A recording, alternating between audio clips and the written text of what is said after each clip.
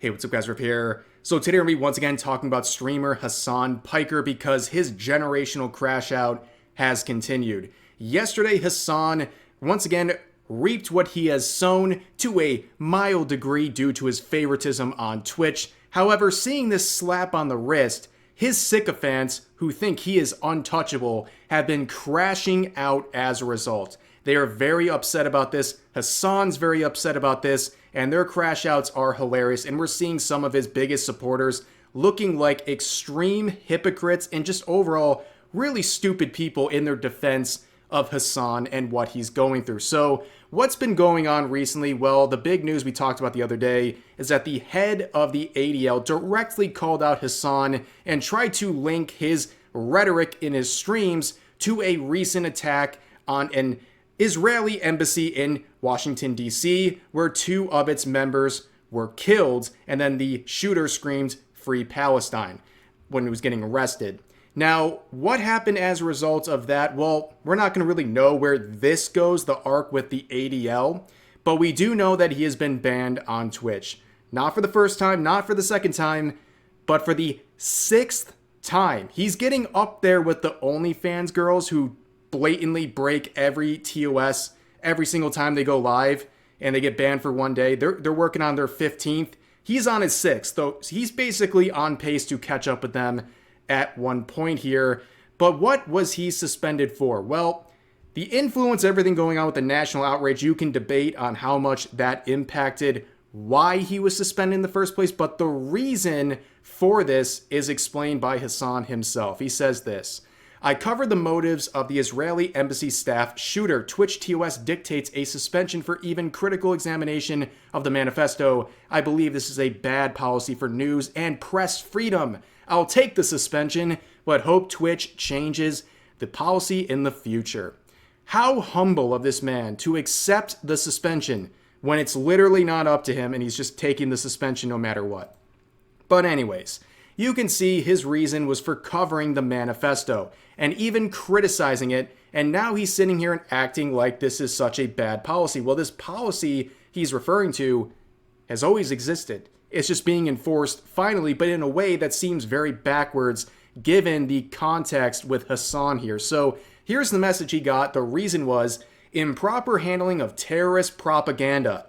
Wouldn't you know it? Are they trying to make up for lost time here or something? But the specific thing they cited was this: sharing content related to terrorist or violent extremist groups. Examples of violative conduct include, but are not limited to, showing a violent extremist manifesto on stream while denouncing it, speaking out against terrorist organizations while displaying a recruitment video. Now, of course, he's done kind of the inverse of this last one, but did not get any sort of punishment for that. But this is the irony of the situation.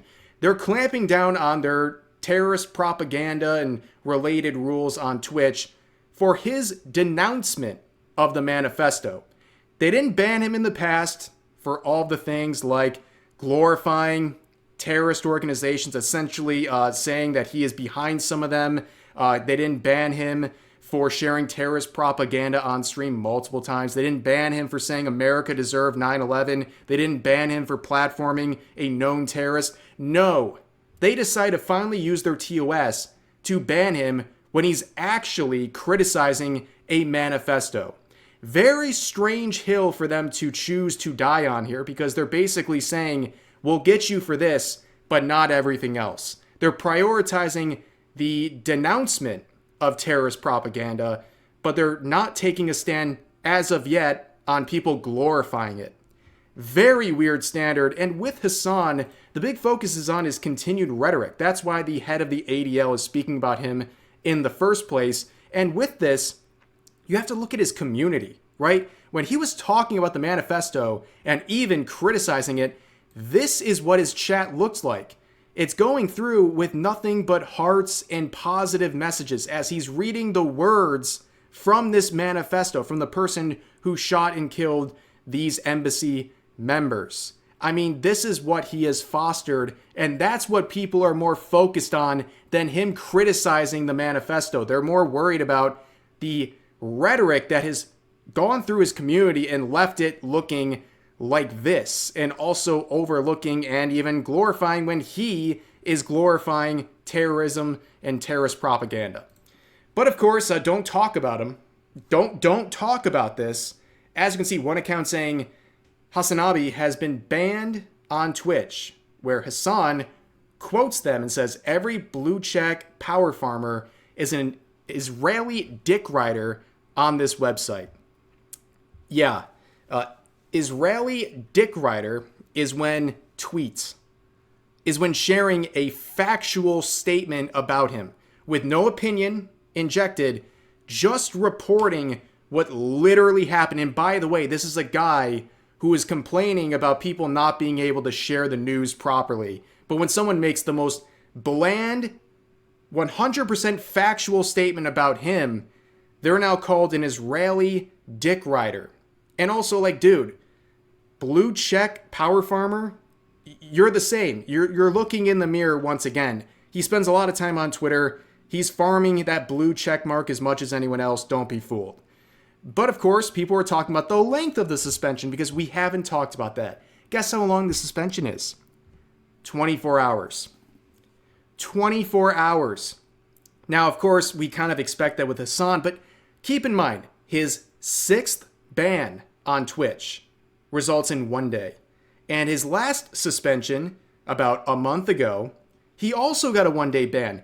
I defy you to find a streamer who's received 2 bans in the span of about a month, who only got 1 day for each one. Typically, if you get a 1 day and then you get banned again shortly after, you're probably getting at least a month, if not an indefinite. Like, I've seen it happen many times for people who are doing way less than Hasan, by the way. But Asmongold would weigh in on this, and of course, I know this is going to drive Hasan wild. He's going to react to this reply from Asmongold on stream because he reacts to everything this guy does. But anyways, he says 24-hour suspensions serve no purpose and act more often as a reward than a punishment through the extra attention they create. Why ban for critiquing a terrorist manifesto / propaganda, but not for the endorsement? Is criticizing terrorism TOS but promoting isn't make it make sense? And that was what I was pointing out earlier in the video. But right here, anyone who's been around long enough, you know when a streamer gets a 24-hour ban, they get a ton of attention on other platforms, they get free promotion everywhere, and then when they return from the ban 1 day later after taking literally a day off, they're welcomed back like a hero. Like a hero who's been persecuted, and people typically will support them louder than ever for the next coming days. That's how it works. It's basically a pat on the back. Obviously, no one wants a suspension, but if someone's going to get one because they actually broke TOS, getting a 1 day is the absolute best result by far. But anyway, some people disagreed, including some people who are very interested in Asmongold, like Casey Tron. If you don't know who she is, that makes sense. But she's very obsessed with Asmongold and could not help herself in response to the ban Hasan received, saying, "Never seen the TOS carried out like this. They are banning someone for covering news? With this logic, they should have banned everyone who covered the Trump shooter. I'd also assume they would ban Asmongold because I'm sure he covered it as well." Yeah, now we're trying to go back and retroactively ban everyone who's ever denounced any sort of violent acts, assassination, terrorist attack, anything like that. And the only reason this person is even mentioning that is because they don't like the result of the coverage people like Asmongold did by denouncing it. They don't really like that he's denouncing it, and they want to take this situation to retroactively attack him over that and acting like the two people involved in this are really the same when they're not. And also you see down here all of the mentally unwell incels commenting under this post, JFC. Yeah, of course, this is what they say every time anyone ever replies to them in a negative or critical way. They're just an incel. But looking at this again, if you look at the Twitch TOS, it's so clear about this stuff that there's really no wiggle room. It's all about how they want to enforce this. And now they're really kind of showing their true colors with this because they make it very clear Twitch does not allow content that depicts, glorifies, encourages, or supports terrorism or violent extremist actors or acts. We could go through the long list of things that would be covered in terms of things Hasan has done to glorify or support in one tangible way or another to violent groups or terrorist organizations, they've never used this on him. But instead, they use this down here where they say even using these things and covering them for the purposes of denouncing them is still bannable. They have finally made a decision on how they're going to enforce this, and it's in the inverse way everyone has been expecting. It's a very boneheaded move. I'm not sure why they did this. Well, I'm pretty sure, because their favoritism has gotten to that level, and it's just embarrassing. Now we're going to move on to another person who is defending Hasan and his current fight for freedom of speech here that he's only caring about because, well, it backfired on him. But you have this disgraced journalist, Taylor Lorenz here, who says this in a quote: Hasan has been banned for 24 hours for covering the shooter's manifesto, even while denouncing it. Yet another example of social media censorship of newsworthy information and coverage. This is a major newsworthy event, and content creators should be allowed to cover it without platform retaliation. Social media is how people get news and information now, and these platforms are aggressively censoring journalistic speech based on politics. Very rich last sentence there, knowing the bias places like Twitch have had in terms of what they allow or what they don't allow. But this person, again, showing they don't understand that this has always been TOS on Twitch. And if you didn't like it, you should have spoke out about it before it affected someone that you're clearly very supportive of. And there's this other situation going on here where Taylor is beefing with Ethan Klein, who obviously has his issues with Hasan, where in an Instagram story, he called Taylor Lorenz a journalistic hack, a journalist in quotes, things like that, because of her comments defending Hasan, where Taylor says, someone tell Ethan that he and his wife can stop begging for my help with their Reddit situation if he's going to post rants like this. I've been nothing but respectful to Ethan during this entire meltdown and went out of his way to help Ela/him barely a month ago when they asked me. Now I'm going to give some brief context. So Ethan and his family have received endless harassment on multiple social media platforms, including various subreddits. And apparently they reached out to Taylor Lorenz, who is a reporter who's reported on situations like this and wanted her help or advice, whatever. And she couldn't give any. Long story short, that was the end of the day-long conversation. But also they asked her about a certain post they saw on Instagram, where a person with the name Taylor Lorenz recently said that basically Ethan has spent the last year terrorizing and stalking anyone and even obsessed with Hasan while spouting vile Zionist propaganda. He needs to log off and get his head straight and clean up his house so his kid isn't crawling around in dog feces. Yes, and this is after the CPS call was made. Obviously, the false CPS call was made by some of the harassers of Ethan and his family. So this was very troubling, right? They were asked point blank in a message here, is this account affiliated with you? And it says, it's an account that promotes my work. And as you can see by the caption from Ethan, they're lying, and we will show you exactly why in just a second. But it continues on. This person says, I didn't expect to wake up to Taylor and Ethan Klein going at it. And she says, no hard feelings, honestly, towards him. He is in the midst of a mental health crisis. He's lashing out even at people who want to help him. I hope he's able to spend time with his kids and stop obsessing over Hasan and other perceived enemies online. And another person who's like mocking Ethan, by the way, says he needs serious therapeutic help. He also needs to start talking to other people too. And Taylor says, it's actually sad. I feel bad for him and hope he can log off and spend time with his kids. Has the message gotten clear yet? She's trying to make it seem like he's crazy. He's in a mental health crisis. He's in a breakdown. He has to get offline. He's perceiving enemies that aren't even real. He needs to stop obsessing with Hasan. He needs to spend time with his kids. His kids are rolling around in feces. As the other account said, oh, wait a second. As it turns out, Ethan would make it very clear in this post he shared. That is her account. And also, they have a very interesting way of looking at a situation where Taylor, the supposed person who done so much and had Ethan begging for their help, it was a day-long conversation. Let's see. The reason that we ever got in touch is because Taylor Lorenz 3.0, she has a snark meme page that posted such an obscenely mean, psychotic message about me.